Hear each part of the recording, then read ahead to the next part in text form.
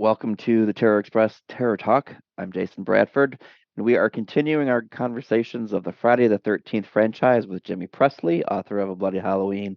Welcome back to the Terror Talk, and I look forward to talking to you about Friday the 13th, Part 6, Jason Lives. Uh, I'm going to jump right into this one here. I already know how you feel, and I want to discuss this a little bit. Jimmy, tell me, why is Part 6 one of your least favorite installments of this franchise? I call me serious, I got what Tom McLaughlin wanted to do. I did not dig it. I didn't like the comedy, and the weird lines. Now I laugh at a few of them. I like the gothic look. I thought C.J. Graham did great as Jason, but I didn't like the look. I thought the mask was too big. I thought his head under the hood was, too enlarged. I was nitpicky with this film. I don't know why. Everybody loves it, but it's honestly near the bottom. I'll put Jason Takes Manhattan over, and I'm going to get a lot of hate for that. You might want to edit that out. Well, I'm also a fan of Part 8, so we might both get a lot of hate over that one. Oh, well, But see now, I'm on the same side of the fence as you on some of the things that you said, but on more so I think on the other side of the fence, I am a fan of Part 6 is one of the sentimental ones to me. It ties in with some memories of my sister who's passed away. It's one of the only movies that I've ever seen four times at a movie theater. It holds the record for most times in the theater for a single movie. It came out when I was in junior high school, so it holds a lot of sentiment to me. Now, as far as the film goes, the quality of the film, I think it's such a beautifully shot movie. I think it's the most beautiful visual movie in the franchise with the lighting and the fog, and I think it's just stunning to look at. absolutely. And That's, Harry Manfredini's score. I didn't mention that. That's mhm. one of the things I do love about it too. The way Y- it y- felt. yes. Did you like the Alice Cooper also You being in know the what? soundtrack? Yeah, I thought that was really Yeah. fun.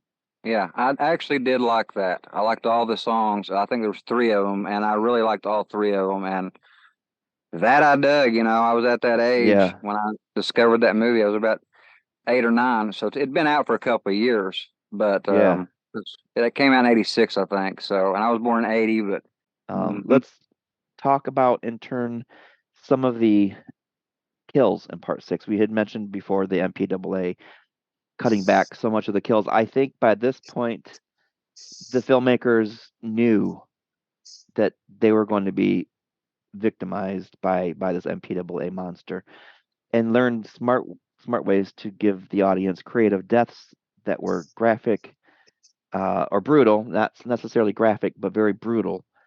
What did you think about the kills in part six? I Yeah, won't ask no you. I argument. won't. I won't ask you your favorite or your least favorite yet. We'll save that for the end. But what did you think of the kills overall? Yeah, overall, I thought they were, pretty fantastic. Like you said, still pretty brutal. No Hmm. argument here Yeah, on that. yeah, they were.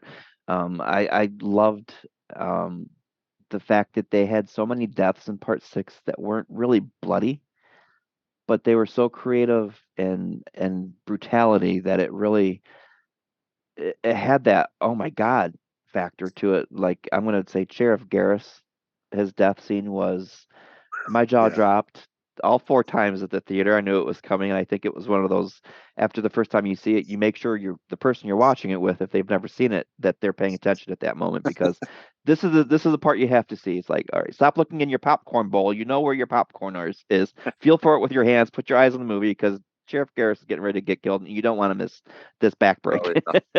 yeah. Yes. you know, and you get that same. You have to keep your eyes on the screen moment with Paula, Oh, with Sissy, with Nikki. There's just so many. What do you oof. think of Paula's death? What was Well, Jason? What was Jason feeling with Paula? yeah. What's your Well, theory? I Your don't. theory on that? My theory, and I think we talked about this. It's amazing. She was such a good, loving, and nurturing counselor, like what you would expect her to be. Now she could get goofy with her friends, but when it came to the kids, she was loving and caring. As you Hmm. saw in the movie, Jason saw that a few times. Hmm. I think he was a little pissed off that he wasn't treated the same way at camp. And Maybe that's a very good yeah, theory. That's a very Yeah, good he took theory. it out on her. Yeah, her Paula's interaction with Nancy was uh very sweet. It had that sweet moment. But Yeah, it did. I think Paula overall, her most of her scenes were bone chilling.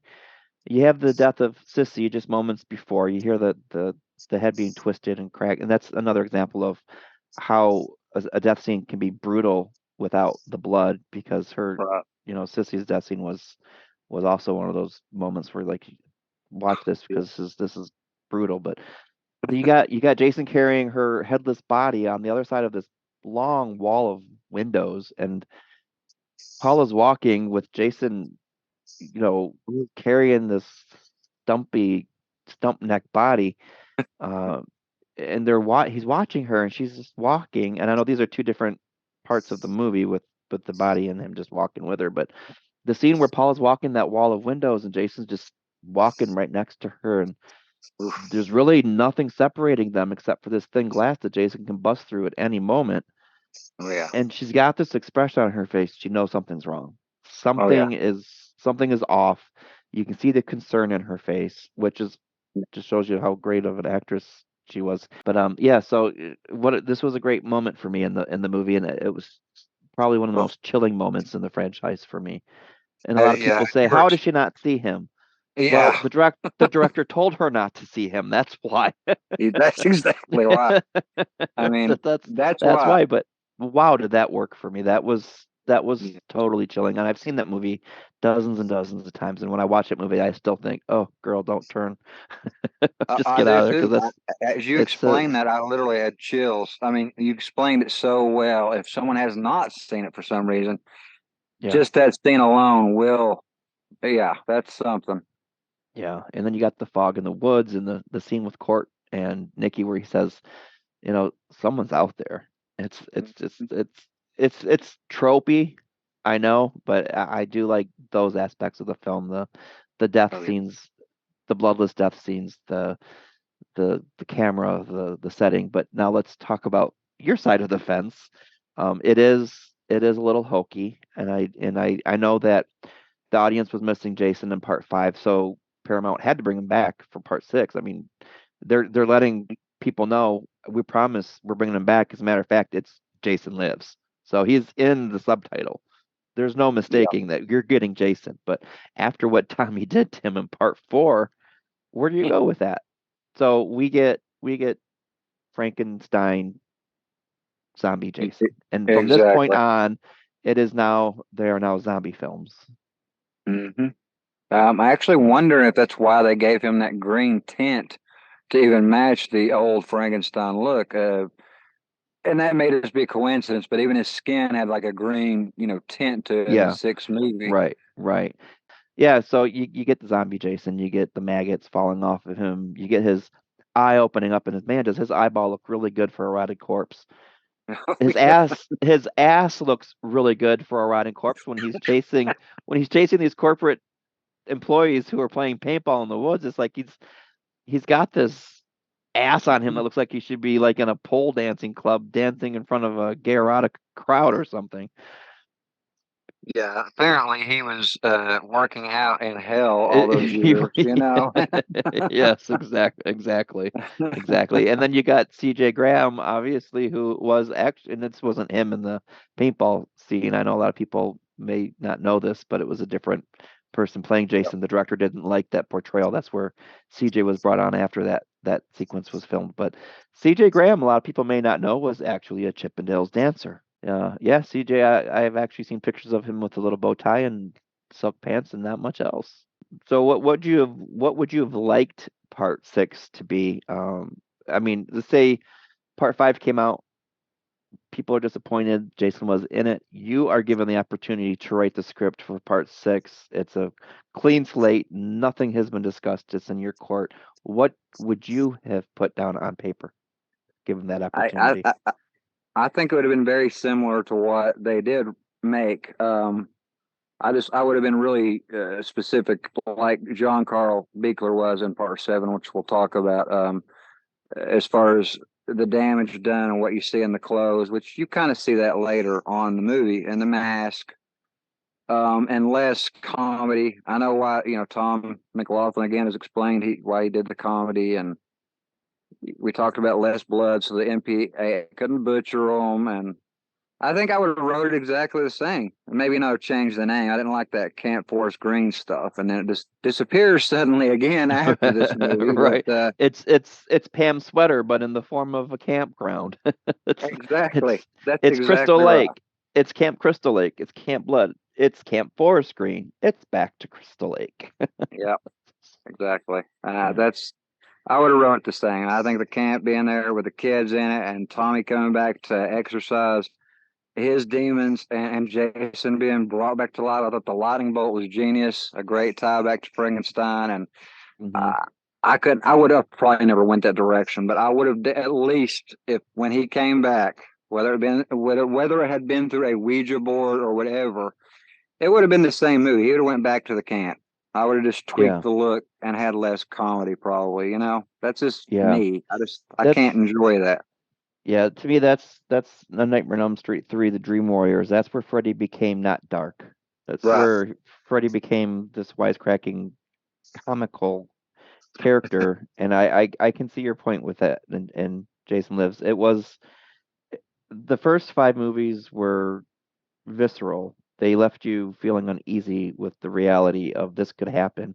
And then part Hmm. six comes along and they take that away from us. And now it's this campy, tropey movie that the writers are writing with, I mean, cash grab in mind. Yep. Yeah, Part five was I such a agree. disappointment at the box office. They want bigger numbers, so now we'll just give them Jason, and here we go. Kind of like Halloween 4, The Return of Michael Myers. Filmmakers know what to do to get money in their pockets. They don't give a shit what the audience wants to see. We're gonna just Yeah. make Jason a zombie. We're gonna give him a cemetery gatepost, and we're gonna set him free to, you know, wreak havoc on Camp Forest Green, Crystal Lake, back and forth. It worked. It really It did. worked. It worked. Obviously, it worked because we got a part seven, we got a part eight, we got a part nine, we got a part 10, we got a part 11, we got a 12, and now we got Peacock making a prequel series in the makes, and possibly a continuation of the story after the 2009. Yeah. Yeah. I mean, it worked. I give them credit. Like I said, I just nitpick at it. It's my least favorite, but Hmm. that doesn't mean I don't like it. I do. I'll watch it right Yeah, in line with the others. It's just, yeah. wow. Just, I I love part six. I have to say my least favorites are for they haven't even come along yet at this point in the storyline. But I like part six. I mean, it was fun for what it was. It gave us some great kills. yeah, they did. Great kills, great characters, the location, the shooting, the atmosphere, the music, everything was there. It just Yeah, destroyed like the visceral feel. I think, like you nailed it. The visceral feel was gone, and the grittiness, and that did it for me. That's what Jason is, kind of like yeah, Halloween. yeah, You know, yep. I And mean, Michael the Shadow. let's talk a little bit about Megan. We kind of touch on the final girls on all of the films with the final act and the climax. Oh What are yeah. your thoughts on Megan, played by Jennifer Cook? Well, she is. God, do I have to say this? I think I said this in another episode. She's just she really kind of annoyed me, to be honest. I thought she was really pretty, but I think it's just the Yes, way she was written. I did not. yes, She's I probably agree. my least favorite I agree. girl. Kind of like Kimberly Beck was written. I mean, I know it's not the actors. That's why I said there's nothing wrong with the actors. The performances are Exactly. are fantastic. It's the Oh yeah. characters, the way they're have to be portrayed as they're Yeah. written. And But I agree that's with what. you. I think she's not at the bottom, or even maybe not even on the bottom half of my final girl list, but she didn't do anything. You look at Right. Alice and you look at Jenny and Chris and even Trish and Pam, and they really brought everything that they had to survive. And then you Yep. got Megan who gets lucky. She doesn't have to do anything except for swim in the lake, turn on a motor, and swipe it to the left, and then she's done. Right. She didn't put up a fight. She didn't get physical. She didn't have to do the hide and seek. It was, I think, Tommy in this one is, I don't want to say final girl, but he's the Yeah. final guy. He's more of a final guy than Megan was a final girl. He was Mhm. he was the ending of the climax. He was, and that's why I think it's, he's well, he deserves what he got in the video game and of course the fan films that he's been in recently. Yeah. I think the character had a right to live on and be Hmm. successful. He's proven the character has proven throughout the series to be, to Yeah. be that. He deserved it. Right. Um, Right. it was Right. his movie. Yeah. Yeah. It was. Plus, he was friends with Horshack from Welcome Back, Kotter. I mean, come on. What other movie gave us Horshack? Yeah. As short-lived as his scene was, I get that it was probably just a cameo. As maybe he was a fan. He's unfortunately he's passed away in real life, so we Yes. may not know the answer to this, but maybe he was a huge fan of the franchise and just wanted to be able to be a part of it in some way, so he got to play Haas. Yeah, which works for me. That works for me totally. I've never taken anything away. I think he had one of the better deaths in the movie. Hmm. Quick and gruesome, more like the Yeah. old movies. But Yes. Yeah. I agree. I agree. He punched yeah. through his body like a paper bag, and it was quick. And yeah, I agree. It was one of the more graphic as opposed to the bloodless ones that part Right. six gives us. Not that they're not great kills, like I said, but speaking of kills, um, we've reached the end of this episode, so I want to talk a little bit about what your favorite and least favorite kills in part six are. So I usually ask you what's your favorite first. What's your least favorite in part six? But the least favorite, as always, between the time we talk and the time we record these, and it's just coincidence because me and Jason, we like talking our Friday the 13th and horror period, but Hmm. my least favorite always changes. I'd have to say, as of this moment, I liked every death like you in that movie. Um, Yeah, but honestly, overall I agree. It's got some of the greatest kills overall, more so than any other installment. But I'm sorry, go yeah, ahead. no, it's all right. I moved the death up. I'm not even sure what I told you my least, if we even talked about my least favorite death from six, but at this moment, it'd be a simple, the cop that got the throwing knife to the forehead. I mean, Yeah. it Yeah, didn't mine do too. nothing. Yeah, Mine that too. was just Mine too. quick and easy. Yeah. Yep, and which is funny because CJ Graham has gone on record saying that was his favorite death in the film. I don't know Oh why. God. Maybe it was something to do with filming it. Maybe he liked the way it was edited back, or maybe Yeah. just thought of the It way the was a death. good But edit.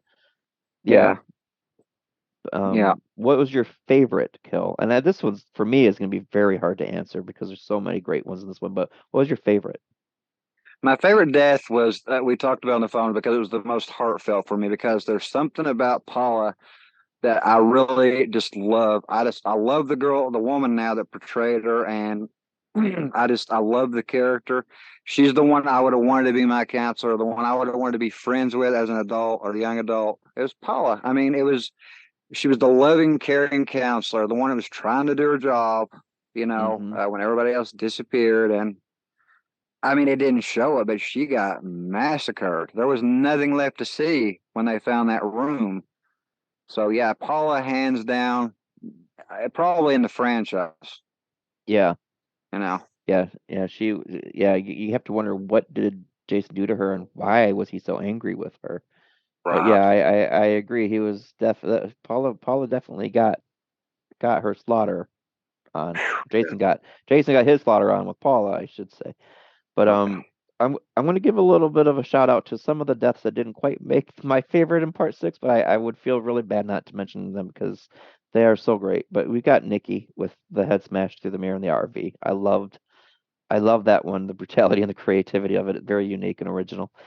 Oh yeah. And then you've got Sissy with the head twist and her character. She could have been the final girl. She was also like Paula, very sweet and very loving, and just the wrong place at the wrong time, I guess. I can't Oh think of any horror movie rules that she broke, you know, yeah. Yeah. that have been laid down as tropes in the horror genre. But a shout out to her death as uh, an honorable mention, if you will. And then you got, I'm sorry, I'm distracted right now. Somebody in my house is making popcorn. It smells amazing. So I'm sorry, but it's the movie theater butter going on right now that the senses are going off the charts with it right now. But I mentioned Sissy, and I think Lizbeth needs to be Oh yeah, mentioned. There's this a scene with her character in that muddy water puddle, and Jason's just standing there watching her, and he disappears, and you don't know when he's gonna hit the screen, and then when he just falls in that puddle, and he brings that fence post down on her to her face, and she's just under the water, and you again very little blood at all, but that death was so horrendously graphic that it's yeah, hard not to at least mention that one. Is pretty up there as far as my favorites go. But my favorite of part six, I'm going to have to go, and I touched on this already, Sheriff Garris. yeah, Wow. The sound design on that kill, the execution, the visual of it was just so brutal.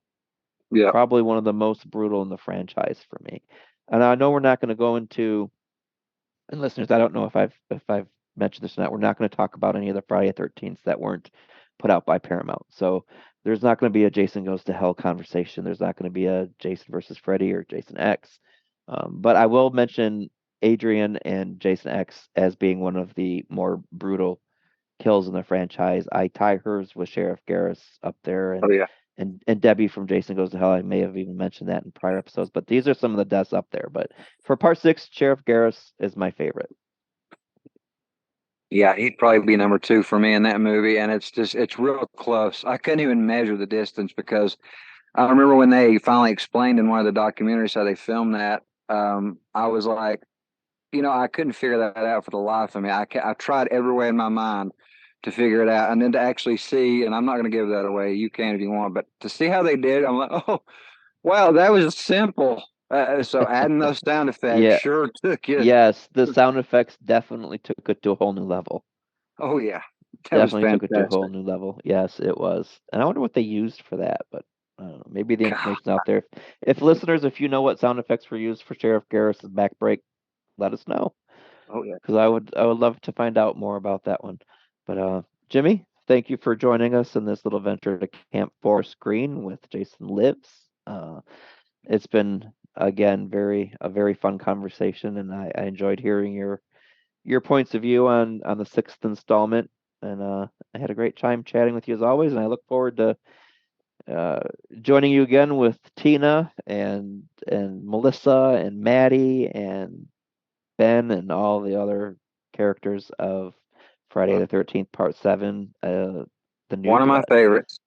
Yeah, It was at the top of my favorite list for many years. Part 2 and 7 actually were two of my all-time favorites before I yeah, fell in love with Part 3 and 5. So it definitely held very dear to me, and it it has one of my all-time least favorite kills in the entire franchise. So we'll talk about that a little bit when we get to that episode, which is actually coming up on our next episode. So thank you, Jimmy, again for joining us on Terror Talk here on Terror Express.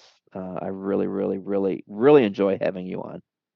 oh yeah. Thank you. Me too. This has been fantastic. I love talking to someone that can appreciate the franchise as much as me. So thank you so much. Yes, yes, very, very, very honored.